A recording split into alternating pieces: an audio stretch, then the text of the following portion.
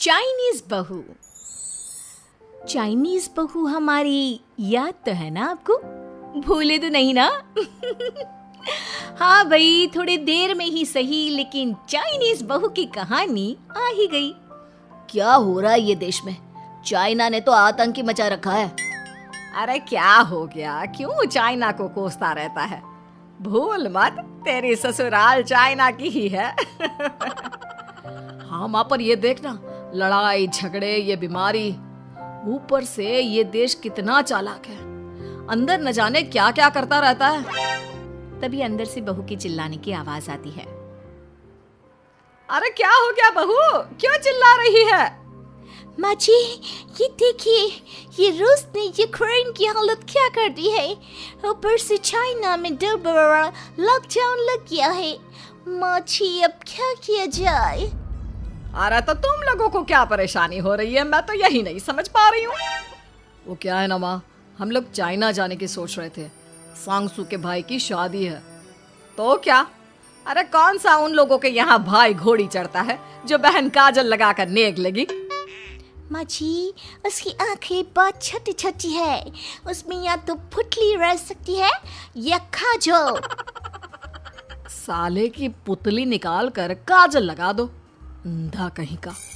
क्या क्या बोले तुम मेरे भाई के बारे में? अरे नहीं नहीं बहू, वो तो बोल रहा था कि तुझे नेग मिल जाएगा। हैं, बहन है ना तो उसकी। नहीं नहीं माँ जी, मैं सब समझती, ये मेरे भाई का मजाक बनाते रहते। कितना सीधा है मेरा भाई, बिल्कुल छिपकली जैसा। नहीं नहीं बहू, सीधा गाय जैसा होता है। सही पकड़े हैं माँ जी। हाँ, तो मेरे भाई की शादी है, मैं चाइना जरूर जाऊंगी। तभी एक पड़ोसन आ जाती है। अरे नहीं नहीं बहू, तू कहीं ना जा, हम लोगों का मन कैसे लगेगा तेरे बिना। ले बहू, तेरे भाई के लिए ये शॉल रख ले, हमारी तरफ से गिफ्ट कर देना। अरे सब कितने अच्छे हैं, मेरी चाइनीज बहू को कितने प्यार से तुम लोगों ने एक्सेप्ट कर लिया। सच में बड़ी भाग्यशाली हूँ मैं। कैसी बात कर रही है? ये तो हम लोगों के देश की खूबसूरती है कि हर किसी को दिल से अपना लेते हैं, बस वो भी दिल से हमें अपना समझे। कैसी बात कर रही है आंटी जी? मेरे लिए आप सब सासू माँ जैसी ही हैं। मुझे भारत बहुत अच्छा लगता है, ये सबसे अच्छा देश है, मेरा भारत महान। वैसे भी लड़के की शादी जहाँ होती है वो तो वहीं की हो जाती है ना। जीती रे बहू, सही बोल रही है। औरत तो होती ही पानी की तरह है, जो जहाँ जैसे रखे वैसी ही शेप ले लेती है। आंटी जी, ये थोड़ा सा ज्यादा हो गया, समझ नहीं आया। नो प्रॉब्लम, मैं चाय बना कर लाती हूँ। फिर क्या, वो दिन भी आ जाता है जब बेटे बहू को चाइना जाना पड़ता है। वहाँ जाकर बहू का भाई कहता है, मेरे बहन आ गए, मेरे बहन आ गए।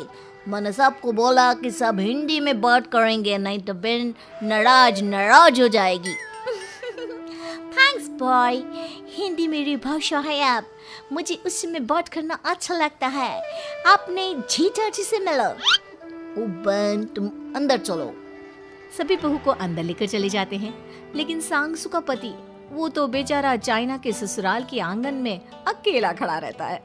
काफी देर तक जब कोई उसे नहीं पूछता तो वो माँ को घर पर फोन करता है। हाँ बेटा, पहुँच गए ना कुशल मंगल?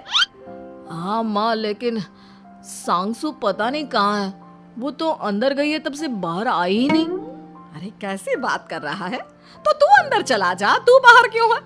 अरे दामाद है तू वहाँ का, उन लोगों ने तुझे बिठाया, चाय पानी कुछ नहीं पूछा? नहीं ना माँ। तभी सामने से सांगसू आती है। क्यों आप अभी तक तैयार नहीं हुए? और ये बैग लेकर क्यों कमरे से बाहर आए? इसे वहीं रख देते।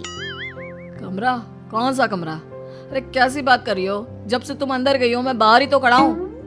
बहू को बहुत हैरानी होती है और गुस्सा भी आता है। तभी उसका भाई और माँ आ जाते हैं। और सांगसू, अंदर खाना लग गया है।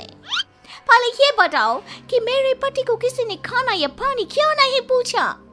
वो भारत से ससुराल पहली बार आया है, वो भी मेरे कहने पर। उनकी इज्जत क्यों नहीं की? देख बेटी, तूने जबरदस्ती जिद में शादी की थी तो हम लोगों ने कर दी, लेकिन अब तुम ये सोचो, पूरी चाइना में मैं इस इंडियन को अपना दामाद बताऊं? So sorry. हाँ संगसू, और तुम भी चुप रहना, नहीं तो वो लोग मेरी शादी तोड़ देंगे। ओह, ऐसी बात है। कोई बात नहीं, मैं बाहर होटल में रह लेता हूँ, तुम वही करो जो ये लोग चाहते हैं। कैसी बात कर रहे हो? शादी के बाद पति जैसा भी हो, जो भी हो, पति होता है। वैसे भी तुम्हारे पूरे परिवार ने, सबने बिना सोचे मेरा साथ दिया, मुझे एक्सेप्ट किया, प्यार किया। मैं अपने देश में आपको अकेला कैसे छोड़ सकती हूँ? ये हिंदी फिल्म का ड्रामा बंद करो, मैं अभी अब बर्दाश्त नहीं करूँगी। चुपचाप अंदर चलो, नहीं तो ये शादी वादी यहीं खत्म करके इसे अकेले ही इंडिया जाना पड़ेगा। कैसी बात कर रही हो माँ? ये मेरे पति हैं। नहीं था, हम लोगों ने यहाँ वकील को बुला लिया है, जिसके बाद अब तेरा तलाक करा के हम यहाँ के चाइनीज लड़के से तेरी शादी करा देंगे। अरे कैसी बात कर रहे हो? हम तो यहाँ तुम्हारी शादी के लिए आए थे। नहीं, मैं सांगसू के बिना नहीं रह सकता हूँ। हाई वोल्टेज ड्रामा होने के बाद से ही सारा माहौल खराब हो जाता है कि तभी एक लड़की आती है। मैंने सारा इंतजाम कर दिया है, सांगसू की शादी का मंडप परसों लग जाएगा। तब तक इसके पति को कमरे में बंद कर देते हैं। सभी सांगसू के पति का हाथ बांधकर उसे कमरे में बंद कर देते हैं। ये क्या कानूनी है? आप लोग मेरे पति के साथ ऐसा नहीं कर सकते हैं। मैं किसी से शादी नहीं करूंगी, ये साफ बात है। पहले मैं अपनी शादी करूं, फिर तेरी भी शादी करवा दूंगा। सब कुछ तय हो जाता है, भाई की शादी हो जाती है। फिर वो दिन भी आ जाता है जब सांगसू की शादी वो लोग जबरदस्ती करने के लिए उसे मंडप पर ले जाते हैं। ऐसा मत करो, ये मेरी बीवी है। मैं किसी से शादी नहीं करूंगी।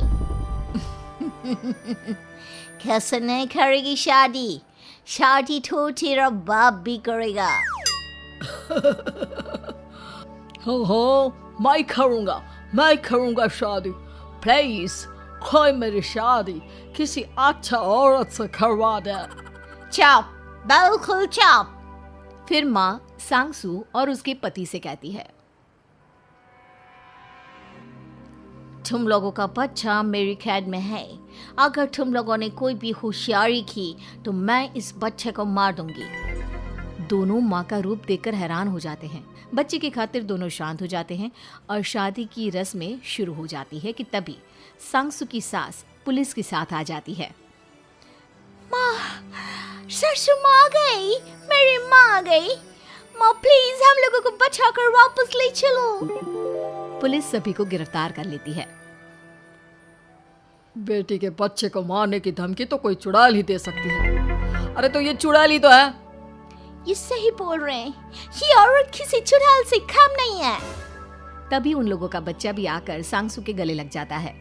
माँ, तू सही समय पर आ गई, लेकिन तुझे कैसे पता चला कि यहाँ ये सब हो रहा है?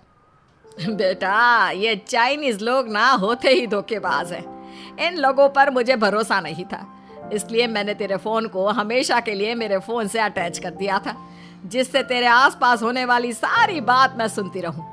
उस दिन भी मेरी तेरी बात हो रही थी तो तेरा फोन ऑन था, मैं सब समझ गई थी। मुझे माफ कर दो। नहीं, बिल्कुल नहीं। चलिए माँ जी, इंडिया वापस चलते हैं। आज के बाद मैं यहाँ कभी नहीं आऊंगी।